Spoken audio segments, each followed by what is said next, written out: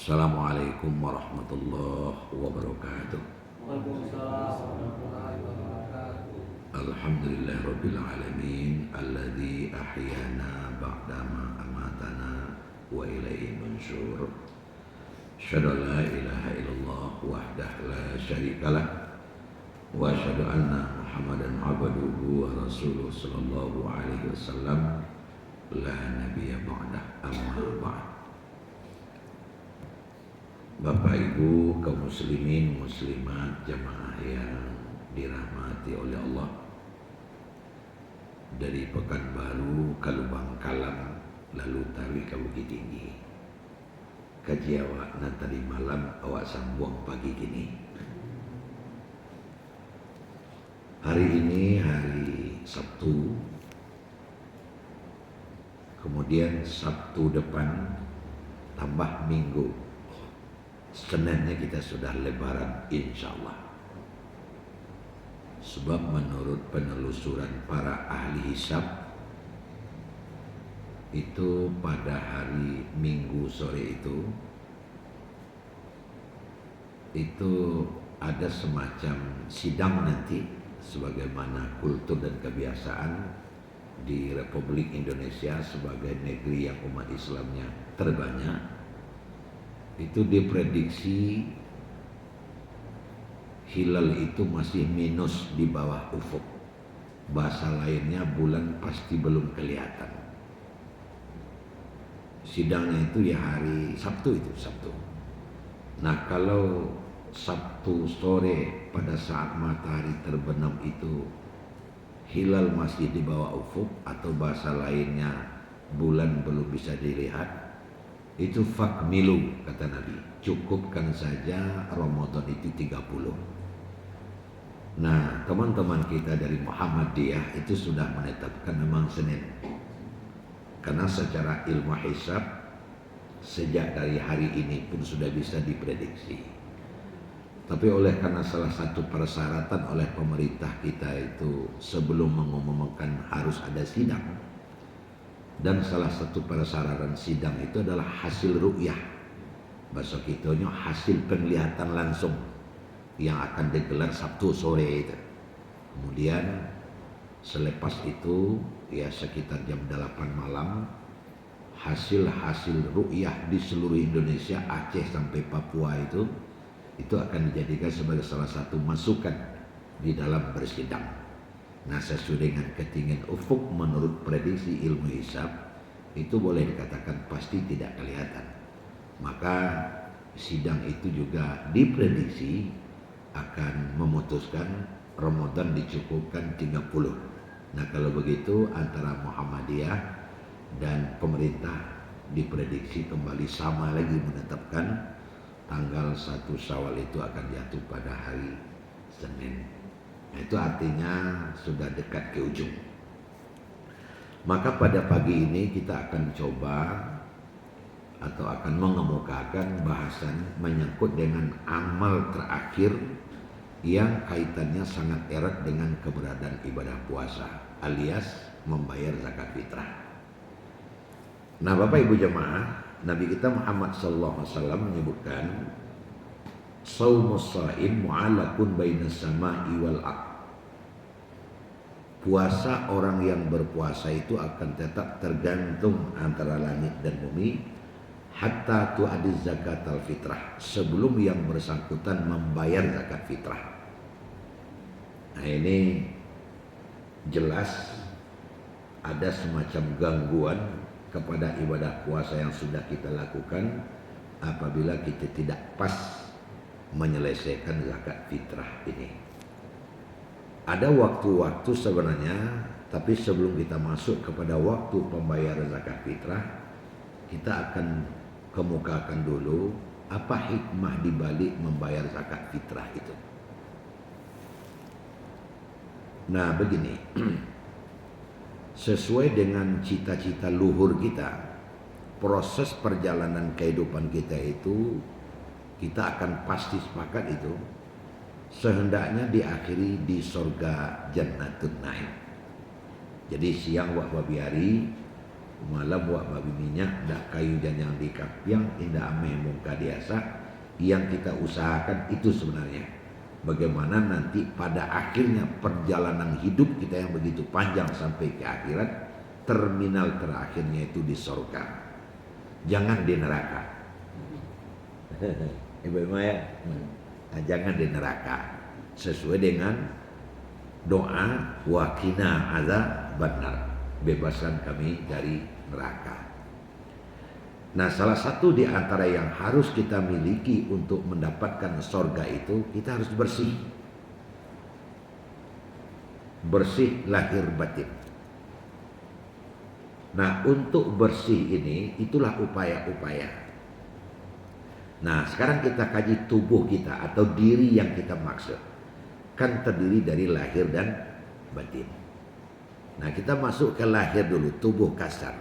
Batulang, badagiang, badarah, bajantuang, balimpo, bahati, basegala macam.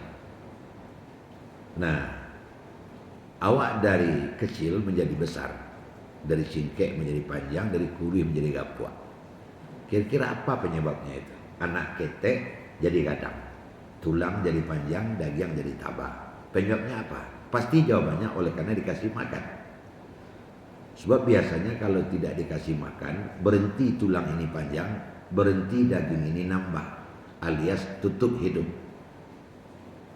Jadi jelas dan tidak bisa dibantah, daging, tulang, termasuk segala sesuatu yang ada di tubuh kita itu memiliki kaitan yang sangat erat dengan joanan dimakan. Nah, oleh karena terkait erat dengan joanan dimakan, maka membersihkannya, maka bersihkanlah anan yang dimakan, yaitunya harta kita. Dibersihkanlah harta kita itu. Nah, Bapak Ibu, kalau seandainya kita bicara untuk membersihkan harta, tentu setidaknya lokus pembicaraan kita itu dua. Pertama, usahakan al-maksab. Artinya tempat kita berusaha itu adalah halal. Jangan sampai kita mencari harta itu melalui tempat yang haram. Jangan membuka rumah judi. Jangan bau sawo Jawa Bali membuka orang siang pada orang tu tidak sakit nak musafir begitu. Jangan menyewakan barang-barang terlarang. Tapi bermaksablah kita, bertempat usahalah kita yang halal. Inna sa'yakum lasyatta. Tempat usaha kita itu macam-macam.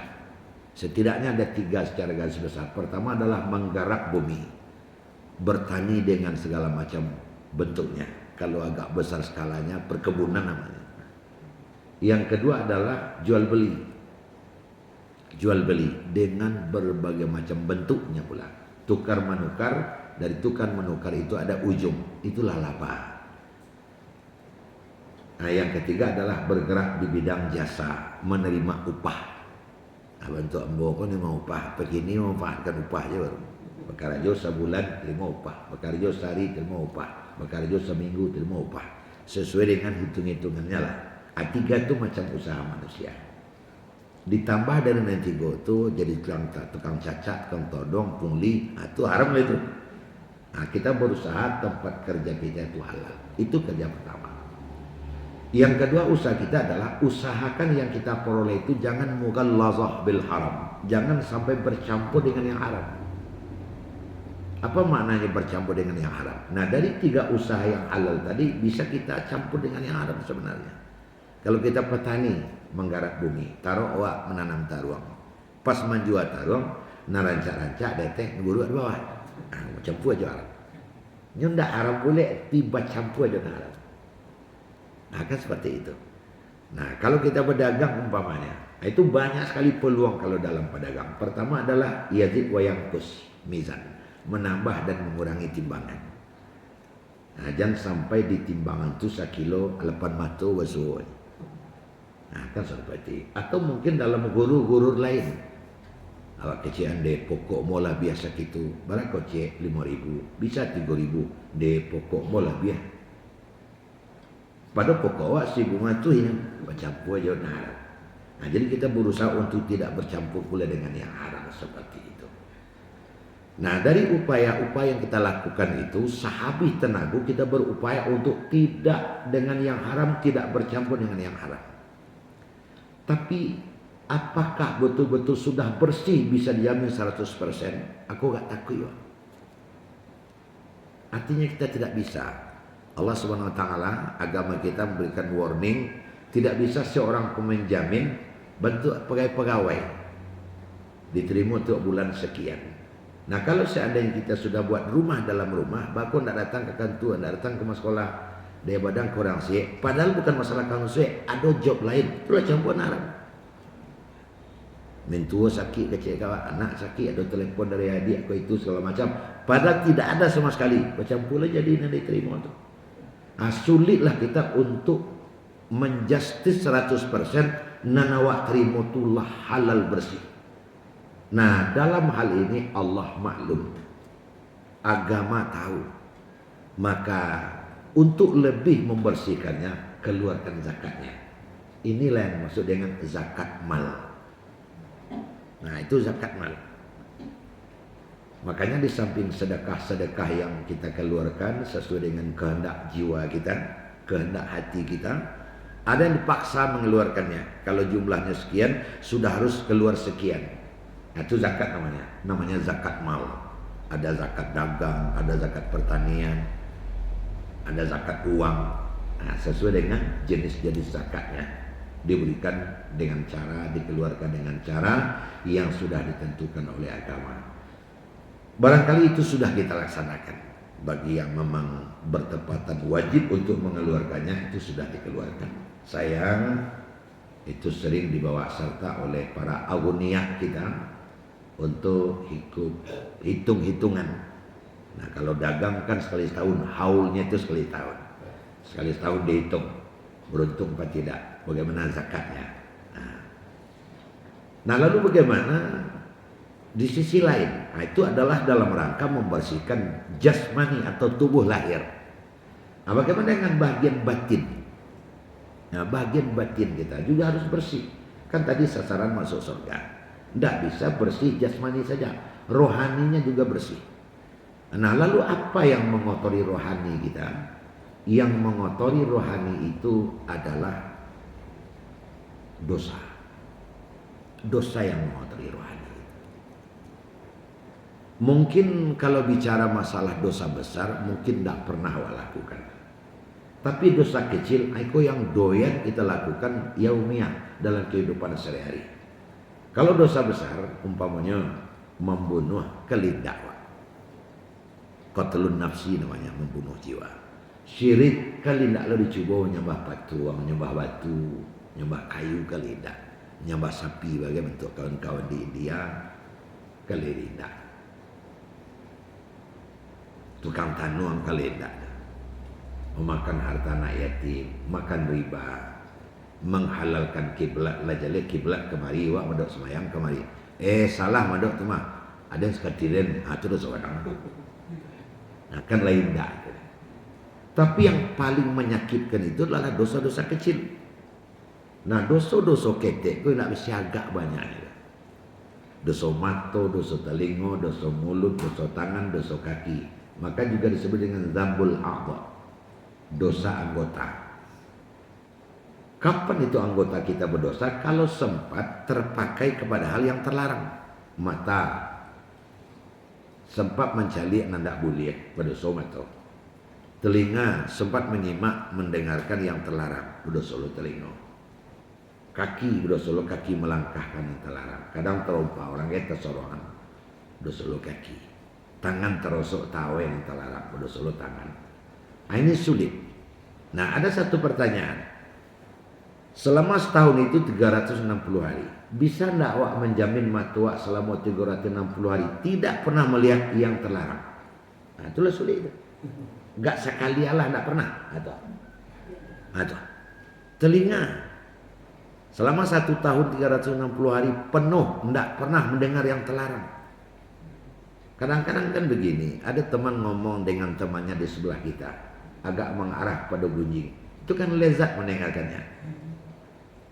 Kita ingin curi dengar, apa simak elok tu untuk menyimak warta berita. Nah, telinga kita sudah kena itu. Belum lagi yang lain-lain.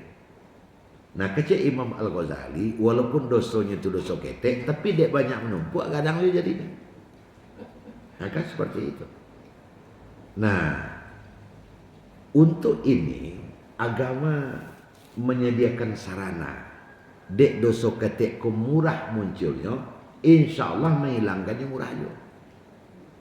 Bamerang menghilangkannya itulah zakat fitrah. Fitrah itu kan suci diri. Nah, jadi zakat fitrah berkolaborasi dengan puasa itu adalah untuk membersihkan batin. Untuk membersihkan batin. Kalau jasmani lah tadi untuk membersihkan batin kita.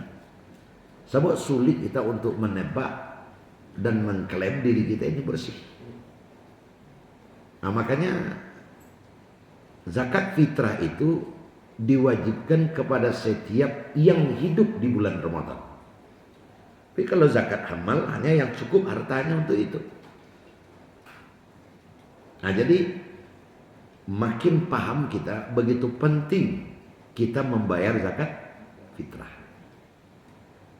Kalau zakat mal hanya diwajibkan kepada orang yang memang sudah mampu, nisabnya memang sudah sampai. Tapi kalau zakat fitrah, no. Zakat fitrah kepada setiap muslim, likulli muslimin, pada setiap muslim yang pernah coba hidup di bulan Ramadan. Ada yang bertanya ke saya, jadi seluruh anggota keluarga kita bayar zakat fitrah? Iya. Bahkan anak yang lahir di bulan Ramadan pun zakat fitrahnya sudah dibayarkan. Lalu apa patokan waktu membayar dan tidaknya? Matahari terbenam di akhir Ramadan. Nah, tadi sudah dibilang kalau seandainya puasa terakhir kita itu nanti memang hari Minggu, matahari terbenam hari Minggu itu sebagai suatu pertanda Ramadan habis. Nah, banyak tadi.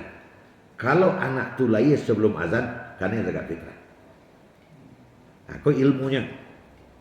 Tapi kalau lahir sesudah azan, zakat fitrahnya tahu muka saya. Nah, itu patokannya. Ma tahu beko ya, semini itu orang azan. Nah, karena cik zakat fitrah. Cuman ada yang bertanya, Ustaz, tanya cik Ustaz, apa itu? Pas orang azan tu lahirnya. Hanya cari juga supaya payah menjawab kan gitu. Nah, saya tanya lagi sama yang bertanya. Ini menandakan cerdas juga yang bertanya ini. Sebelum azan kena zakat fitrah. Sesudah azan tidak kena lagi. Nah, bagaimana kalau pas azan? Kurang azan mulai ya. Nah, saya tanya lagi. Azan itu sudah masuk waktu maghrib atau belum masuk waktu maghrib? Saya tanya lagi. Lah masuk waktu ya. Berarti maghrib itu sudah 1 Syawal itu. Berarti maghrib sudah 1 Syawal karena matahari sudah terbenam. Berarti yang lahir sang azan tidak kena lagi zakat fitrah untuk tahun itu. Ya, kan murah lah jawabnya. Nah, kalau seandainya mengadu tidak telaki menunggu azan, mah tahu. Nah, muazin sedang azan, keluar loh, kan bisa itu. Anda tidak kena karena azan itu sudah masuk waktu. Berarti azan pertama, maghrib pertama adalah di akhir Ramadan itu di 1 Syawal. Makanya pas awal Ramadan kan dulu tarawih ada pada puasa. Tarawih itulah di 1 Ramadan itu. Matahari terbenam 1 Ramadan. Kalau di bulan Masehi, tukar hari itu jam 00. Tapi kalau di bulan Qamariyah tahun Islam, tukarnya hari itu matahari terbenam. Nah, jadi itu. Jadi kemudian siapa yang wajib membayarkan zakat fitrah ini? Ad-dhamin, dhaminul haya, yang menjamin kehidupan. Jadi seluruh anggota keluarga itu yang punya kewajiban membayarkan zakat fitrahnya, ya ayahnya. Istri dan anak itu suami, bapaknya yang akan membayarkan zakat fitrahnya. Tidak saja anak, mungkin orang yang sudah tua, orang tua kita yang tinggal sesama dengan kita seperti saya, mak dan pak kan dengan saya. Maka kitalah yang berkewajiban untuk membayarkan zakat fitrahnya. Istri ya suamilah. Zakat fitrah situ psikolog kembali, nak mau itu dah. Nah, itu adalah kewajiban kita untuk bayarkan. Namanya dhaminul haya. Ada pertanyaan kita tuntaskan langsung. Abu ya kalau suami tidak mampu. Nah, kemudian dibantu oleh istri. maka itu adalah istri yang berbakti, pahalanya berlipat ganda itu. Dia sudah menolong suaminya. Yo kami ya zakat fitrah. Tagak sana bisa suami gerak. Maka itu adalah istri-istri yang sangat besar baktinya dan pahalanya besar pula. Nah gitu ceritanya. Tapi ketika dia tidak bayar, yang berdosa itu suami tadi. Tapi kalau kondisinya seperti itu, tentu kita masuk kepada coupling seorang istri yang salihah namanya. Dia mengambil coupling kewajiban suami. Lalu Bapak dan Ibu, kita tidak boleh mengabaikan ini. Saya akan sampaikan kepada kita ada 5 waktu membayar zakat fitrah. Pertama, waktu mubah. Yang kedua, waktu afdal. Yang ketiga, waktu wajib. Yang keempat, waktu makruh. Dan yang kelima, waktu haram. Nah, di mana tingkatan hukum ini kok sampai bervariasi seperti itu? Itu terkait dengan maksud dan tujuan membayar zakat fitrah itu sendiri. Nah, kalau tujuannya kepada internal diri orang yang membayar untuk membersihkan jiwa, untuk membersihkan rohani, tapi kepada efek luarnya itu adalah memberi makan orang miskin. Karena zakat fitrah itu zakatul fitrah tuhratul lis-shaim wa tu'matul lil masakin. Itu Nabi kita mengatakan. Zakat fitrah itu adalah membersihkan orang yang berpuasa dan memberi makan orang miskin.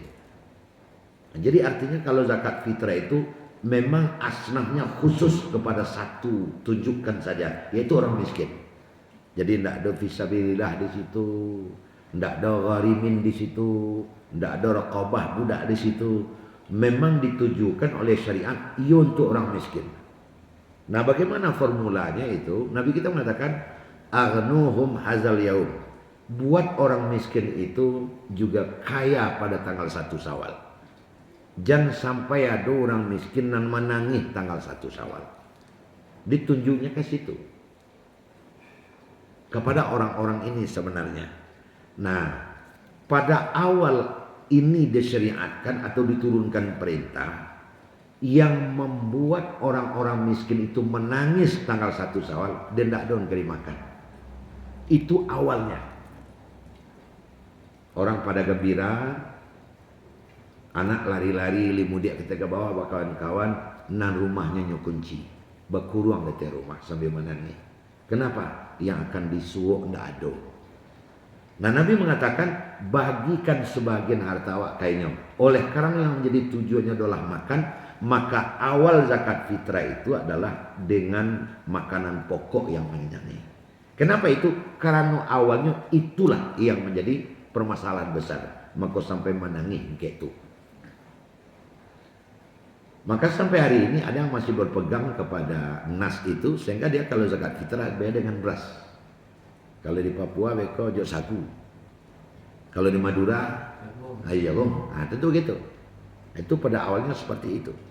Nah, hari ini oleh karena ada al-fiqhu harakah, hukum Islam itu bisa bergerak yang substansinya tetap, tapi pergerakannya bisa berubah. Bisa berubah. Nah, hari ini terlihat oleh kita, pandang Jawa dilayangkan, pandang Aceh ditukiakan, yang membuat orang-orang miskin itu menangis pada tanggal 1 Syawal, indak karena dek ndak adon kali makan, tapi ndak adon kali pakai. Baju ndak ada, sepatu ndak ada, pistol lain ndak ada, itu yang membuat dunia ini jadi gelap. 1 Syawal orang bergembira, dia sedih. Nah, tidak usahlah main-main baju wak buruak. Beko kawan ang bajunya rancak, sepatunya rancak, ibu hati ada rumah salayona. Ini yang membuat mereka resah gelisah menyangkut 1 Syawal. Makanya para ulama hampir sepakat untuk tataran today, hari ini akan lebih afdol zakat fitrah itu dibayarkan dengan qimah, dengan nilai uang. Nah, ke situ larinya. Kenapa? Karena kalau dengan uang nyo bisa lo jadi bareh, tapi sudah jadi baju, bisa jadi sepatu, bisa jadi pistol lain. Nah, gitu. Tapi kalau semuanya bareng-bareng bayar dengan beras semua, taruh kita di Nusolihin, kita inventaris, kita kasih dapat 5 liter surang. Nah ibu nan kari masak lai nan kari pakai dah. Ada kejadian satu tempat dapatlah 2 buntir zakat fitrah orang. Pipi tidak cerimiah lah ya. Terpaksa jual sebuntir. Kasihannya juga kamak nama zakat fitrah kainnya tadi. Amak koreman lo. Lihat muang menjual sekian nah tinggal barang kena bawa pulang dia. Ini wali murah lo wali dia. Sebab zakat fitrah, piu mengalih kan gitu. Aduh kali kanel sebujak kok. Alangkah lebih bagusnya langsung uang saja senilai zakat fitrah. Nah Bapak Ibu, saya menyarankan kalau memang benar bahwa emang bentuk panitia kecil. Di Anur itu juga sudah saya berikan kode itu panitia kecil, enggak 3 orang. Inventaris orang miskin ada sekeliling. Sebab itu gaji banawaknya. Kalau sewalah dulu mensaji sewalah. Nah setelah di inventaris yang patut cek 2, 3, 4, 5 kumpulkan. Anjurkan kepada seluruh warga mengantarkan zakat fitrahnya ke amil kecil yang sudah kita bentuk. Kemudian nanti jumlah yang terkumpul dibanding lurus dengan yang berhak menerima sehingga dapat pembagiannya adil. 6 beranak surang tentu gak seketik dapat pada beranak bertiga. Uang yang sudah terkumpul tadi. Nan bare yang jelejak seorang kulado mantap bare. Tapi dominannya uang. Kenapa kita berani mengatakan begitu? Karena begini, kalau seandainya kita masing-masing berusaha mencari si penerima, jangan nanti terjadi penumpukan kepada seseorang. Nah, sebab kan orang miskin kok 2 macam loh mah. Ada namanya sa'il, ada namanya mahrum. Ada nan pandai baca itu. Bahkan ada yang datang ke rumah-rumah minta zakat fitrah. Lagi lah mau zakat fitrah. Nah, itu nan sa'il namanya itu. Sehingga banyak orang tahu dia miskin. Tapi ada yang mahrumnya nih yang sih. Dia nak mau minta. Tapi ketika dia hanya terima. Nah, kalau seandainya tidak ada kebijakan seperti yang saya usulkan tadi, kau nanya yang kau mau bului kau. Kamu tidak ada pelo. Nana yang putih tabang siang, nama nyanyi limu dia ke bawah, ada perenya. Ajan beko terjadi penumpukan seperti itu. Si A orang miskin dapatnya 20 orang, si B seorang dapatnya. Karena masing-masing berinisiatif mencari. Nah, dengan adanya antisipasi seperti tadi akan bisa terjadi adil. Begitu rupa. Kemudian juga bisa sedikit ada semacam program dakwah mungkin dikumpulkan. Ahli semayang, nah kan gitu. Lagi jarang, tolong sholat sodeko. Kalau sholat ini Allah akan berikan rezeki lebih banyak lagi, kan bisa. Tuh. Baiklah Bapak dan Ibu, kita akan terangkan waktu tadi. Pertama waktu mubah. Apa maknanya waktu mubah? Waktu sudah boleh membayar zakat fitrah. Nah waktu sudah boleh membayar zakat fitrah itu seketika sudah masuk Ramadan. Maghrib pertama kita sholat tarawih itu sudah boleh membayar zakat fitrah. Waktunya masuk waktu mubah. Ada yang memang terjebak dengan ini, artinya dia bayar di waktu itu mungkin karena kesibukan, mau berangkat ke luar negeri, mau ke ilmu dia ke bawah, dia perlu tak kicau beko, nyoba Yesus capek-capek. Boleh, sudah mubah itu. Cuman mungkin bisa-bisa sasaran kurang tercapai. Karena sasarannya adalah 1 Syawal. Nah kalau terlalu cepat dikasih seperti itu, habis lo taruh. Nah kami itu banyak punah lo taruh. Tapi bagi yang membayarkan itu sudah lunas. Itu waktu mubah. Jadi minggu-minggu pertama Ramadan lalu lihat soalnya. Saya tidak tahu apakah sudah ada yang membayarkan kita gitu. Yang kedua waktu afdol. Kok yang paling bagus. Waktu afdol adalah waktu sudah dekat-dekat ke Lebaran. Betul-betul dia bisa memanfaatkan zakat fitrah yang ia terima itu untuk kehidupan 1 Syawal. Mungkin seminggu atau 3 hari menjelang Lebaran. Sehingga kalau seandainya berupa uang, bisa lo memilih sepatu mana rancak murah. Bisa lo memilih sarawak ketek untuk anak, na rancak murah. Ada waktu untuk itu. Kan banyak di pasar tuh. Malam tadi mau lalu ke pasar, tidak boleh masuk ke dalam tuh. Rami orang Manggale.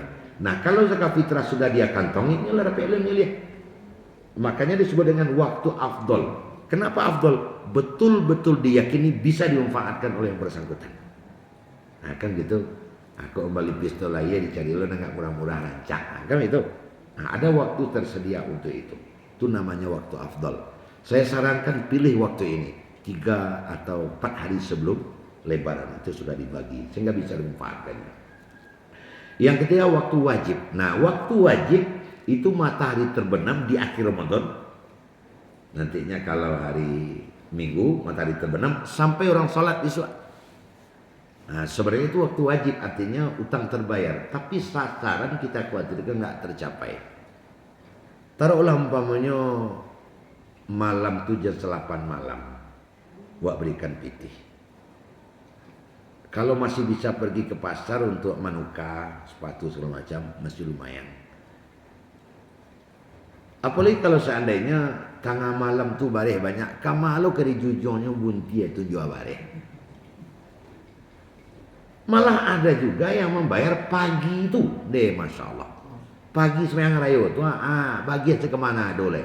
Itu kurang efektif jadinya. Kadang tak tahu ke orang terjawab. Ya kalau kita di barang panjang kan tidak ya. Nah kadang nampak di pinggir kanan jalan itu lah duduk tuh. Itu biasanya itu dibawa dengan foto dari mana tuh, tinggal nggak rampek, tinggal merampek ada tuh, ada maklarnya tuh mah. Entah dari mana datangnya, nan patah lah, nan buto lah, akainya sebagian, saya kan seperti itu. Bukan kita melarang dia makan, tidak, tapi secara syariat itu kurang efektif. Padahal wa'atizal qurba, karib kerabat dulu, karib kerabat itu bisa artinya hubungan keluarga, bisa artinya dekat rumah, itu yang pokok dulu. Bagian saya pagi itu, tutang dibayar, pita lansai itu jadinya mah. Nah, taruhlah umpamanya karib kerabat. Tapi pagi itu dia tidak akan bisa dimanfaatkan secara maksimal. Taruh uang dapat dia juga 2 juta surang pagi itu. Keripangannya piti 2 juta. Pika kadai buat tutui sadonya. Iu kadai tutui nak jadi dapat beli baju. Iu orang punya kadai itu iu bisa main rayu. Oh. Nah, kemana kapai? Jadi tidak efektif dia. Beli pistol iya tutui. Nah, kemana dicari? Nah, jadi makanya kurang efektif kalau pagi itu dia giatkan. Nyata bayi aja utang, cuma kurang lansai. Nah, kan seperti itu waktu wajib. Jadi kalau dapat yang tadi itu waktu afdal tadi. Nah, sehingga bisa batanang-tanang. Bahkan kita juga bisa berikan saran. Aku japui ke situ, kau japui ke situ. Ada yang menanyakan ke saya, bagaimana kalau seandainya dibantukan? Pak Dewa Sarawak anaknya segala macam, itu boleh-boleh saja atas dasar persetujuan. Tapi akan lebih bagus pitiko dikacak di tangannya dulu. Nah kemudian setelah tiba di tangannya berikan saran. Kalau dia punya nanti keinginan kan tinggal apa isi itu. Nah dia kayaknya dulu dia langsung baju. Karena kalau langsung baju indah baraso zakat fitrahnya beko. Rasul bersedekah baju seorang beko. Nah gitu. Nah bagusnya seperti itu boleh-boleh saja enggak apa-apa sesuai perhitungan. Waktu wajib sampai sembahyang. Yang keempat waktu makruh. Mana dia waktu makruh? Lah sudah sembahyang. Lah sudah sembahyang rayu sampai matahari terbenam 1 Syawal. Itulah makruh tuh. Cik melekek, ndak sialah ya dah. Itu cik melekek kan. Ngangu je. Nah, karena kegembiraan 1 Syawal itu sudah lewat separuh. Sudah hampir separuh lewatnya. Nah, jadi dapat ini dihindari. Jangan sampai kita membayar setelah orang sholat. Apalagi yang kelima waktu haram. Latabana mau tadi 1 Syawal, hanya baru takana fitrah dulu ya. Itu sudah berdosa kita itu. Memang sedekah biasa, tapi dari segi telat kita membayar itulah dosa napek. Kalau bahasa awaknya ngangak mana namanya itu. Ngangak mana, ngangu mana itu. Itu Bapak dan Ibu sekalian. Jadi kita menginginkan agama itu menawarkan bagaimana hari tanggal 1 Syawal itu nama lainnya kan Maidatullah. Hari hidangan dari Allah. Hari kegembiraan. Karena kita baru saja dinyatakan menang di dalam berperang selama 1 bulan menghadapi hawa nafsu. Sehingga hari itu wajib dirayakan dengan penuh kegembiraan dibareng dengan rasa syukur yang begitu tinggi kepada Allah Subhanahu wa taala. Sehingga tidak boleh ada yang menangis pada hari itu. Tidak boleh ada yang menangis. Karena rasa syukur itu identik dengan senang, ketawa, gembira. Sehingga puasa pun haram. Nah, kalau kita harus bergembira sampai-sampai puasa pun tak boleh. Nah, bagaimana dengan teman-teman dan saudara-saudara kita balu nyenyuk kegembira nang kali makan sedado, nang kali pakai dado. Nah, kalau makan bolehlah, tadi sudah saya bilang pada awal Islam memang, tapi pada akhirnya pada hari ini kita lihat bukan menangis karena tidak ada yang dimakan, tapi tidak ada yang dipakai. Nah, gitu. Kemudian Bapak Ibu, untuk pelengkap ingin juga saya sampaikan dalam kesempatan ini, ada beberapa rentetan amal sunnah juga di dekat-dekat Lebaran itu, dimulai dari malam takbiran sampai hari raya itu. Pertama, bertakbir, jangan sampai ndak ikut bertakbir. Allahu Akbar, Allah, jangan sampai dia ikut itu. Sebab itu adalah wujud syukur kita meraih kemenangan. Nah, biasanya yang mengacau, yang mengganggu, membuat kita tidak ikut banyak mana tuh. Nang kue lah, nang menggosok baju lah, nang gorden lah, nang madok kursi lah, netek pulang mau cuti lah, macam-macam. Padahal waktunya sangat primadona. Semuanya kita hadapi, tapi takbir jangan ikut. Jadi siap maghrib takbir, siap isya takbir. Sudah itu tambah lagi. Kajian tak satu bertakbir malam. Itu beda takbir yang waktu itu. Yang kedua, berdoa malam itu juga. Karena ada 4 saat yang jika kita berdoa, doa kita makbul. Pertama, 1 kali dalam sehari semalam, tengah malam sholat tahajud. Yang kedua, 1 kali dalam seminggu, antara khutbah pertama, khutbah kedua di hari Jumat. Bagi ibu-ibu tetangga masjid juga bisa memantau itu. Makanya coba pas khatib itu duduk, kita ketiduran. Padahal itu primadona untuk berdoa. Yang ketiga, 1 kali setahun malam qadar.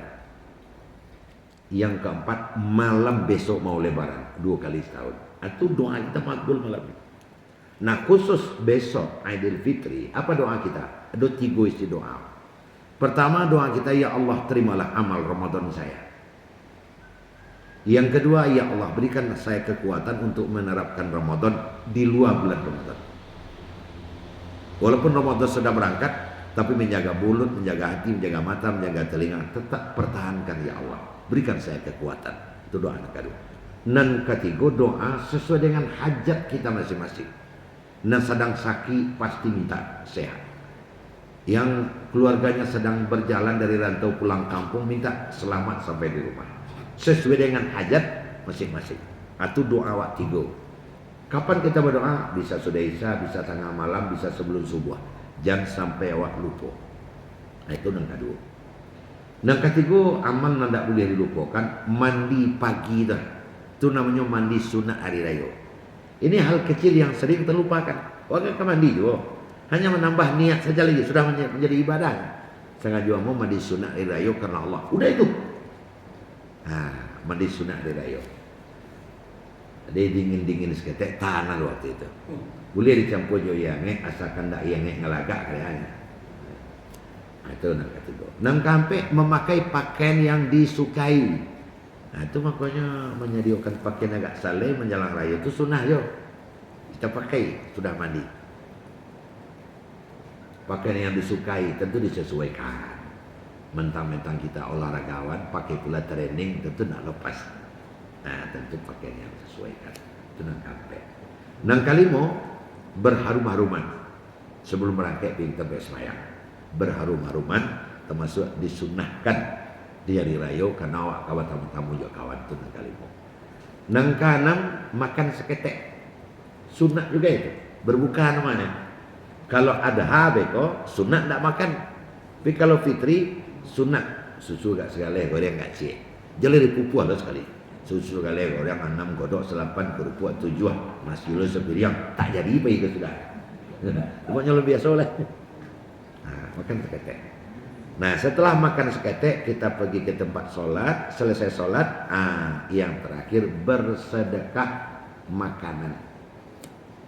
bersedekah makanan, berikan kepada yang kaya, berikan kepada yang miskin. Makanya bersilaturahim di hari raya Idul Fitri itu sunnah aja. Nah, baru tiba di rumah, sianan tiba bukakan pintu untuk dia. Jangan bagi-bagi tamu. Saya sengaja sampaikan begini. Kadang-kadang kan ada anak-anak kita bareng balik orang, nyepi menambang istilahnya anak tu. Akhirnya nama cogok, assalamualaikum. Jangan dimarahi. Suruh ke rumah, buat sirup segaleh warna maling. Angge biti 1.000 orang. Tu kadang pahalanya tu. Jangan dimarahi. Baru tiba di rumah kan dia nama cogok. Beko sore. Jam itu. Jam itu. Tu hanya ke rumah kue je seorang. Tapi kalau Pak Camat, ke rumah Pak, kan gitu. Nah, belum lah anak-anak, terima. Itu termasuk sedekah makanan. Bareng berfa'fuwas pahu pada pagi hari itu. Khusus untuk fa'fuwas pahu, kau dulukan dengan keluarga dulu.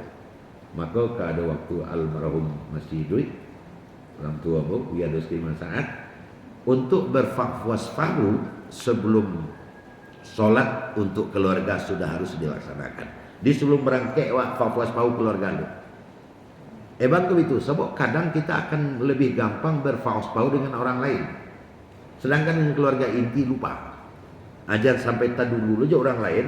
Makanya sebelum berangkat sholat kita fa'fuwas pahu dulu di rumah dengan keluarga.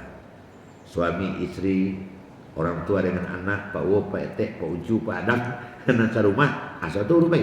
Baru dengan orang lain nanti. Nah, kalau ini sudah kita lakukan, maka maksimallah ibadah Ramadan kita. Dan sebelum maghrib datang malaikat turun membawa stiker yang akan dilekatkan di setiap pintu rumah awak. Bunyinya stiker itu kayaumin waladathu ummu. Penduduk rumah ini dinyatakan seperti anak kecil yang baru saja lahir dari perut ibunya. Tinggal cek tugas. Apa itu? Mempertahankan kesucian itu. Selesai doa malam tadi. Itu Bapak dan Ibu.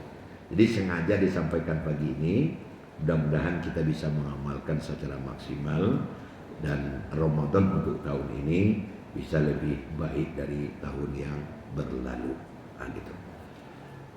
Kepiku buah kasih tujuh tibur situ hari pagi. Deklah dakek ke setengah tujuh. Tentu tausiah langsung berhenti. Banyak maaf. Assalamualaikum warahmatullahi wabarakatuh.